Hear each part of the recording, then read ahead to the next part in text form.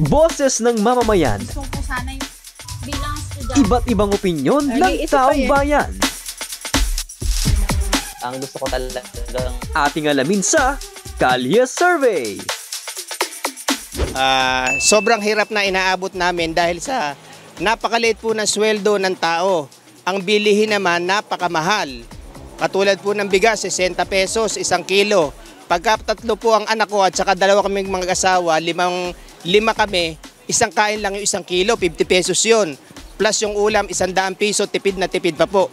Sana'y maawa naman po kayo, tulungan nyo kami, itaas ang sweldo namin ng mga tao na nagtatrabaho para naman po masuportahan ang pangangailangan ng aming pamilya, hindi po yung kapos na kapos kami.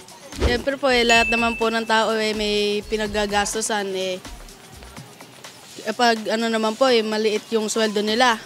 Tapos yung bilihin, napakataas. Paano naman po yung pagod nila sa araw-araw? Wala rin naman mabibili pala.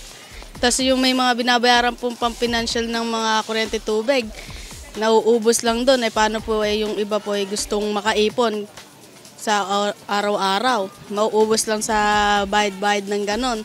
Opo, dahil po nga na hindi po sasapat yung 200 o 400 po nakita po ng empleyado po. Dahil po nga sa taas ng bilihin po. Yes po, sakayon po ako na itaas yung sweldo dahil kahit private part po sila ay ng sektor ng ating lipunan, kailangan po na makakuha rin po nila yung wages na dapat ay makatulong sila sa family nila. Sangayon po ako na itaas yung sahod ng mga employer, mga namamasukan dito sa Cabanatuan kasi super taas po ng mga bilihin. Yung mararamdaman po talaga yung effect niya kasi taas yung mga bilihin pero yung sahod mo below minimum pa. So, apakahirap mag-adjust. Lalo kapag super liit ng sahod mo, hindi mo na mabibili yung mga gusto mo, wala ka pong maiipon. So, kailangan po talagang itaas din. Sang-ayon po, syempre. Syempre po, sa panahon po ngayon, marami na pong tumataas na presyo, ganun.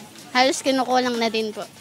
Opo, kasi po sa taas ng bilihin ngayon, hindi na kasya yung mababang sweldo.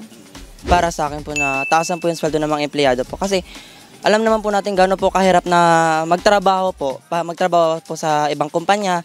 Tsaka po, alam na din po natin kung gaano po kalaki po yung mga presyo po sa mga bilihin po. Dapat lang na itaas. Halimbawa, katulad namin, dapat itaas di sweldo namin. Dahil hindi sapat para sa aming mahihirap yung sweldo. Boses ng mamamayan. Gusto ko sana yung bilang estudyante. Iba't ibang opinyon ng taong bayan.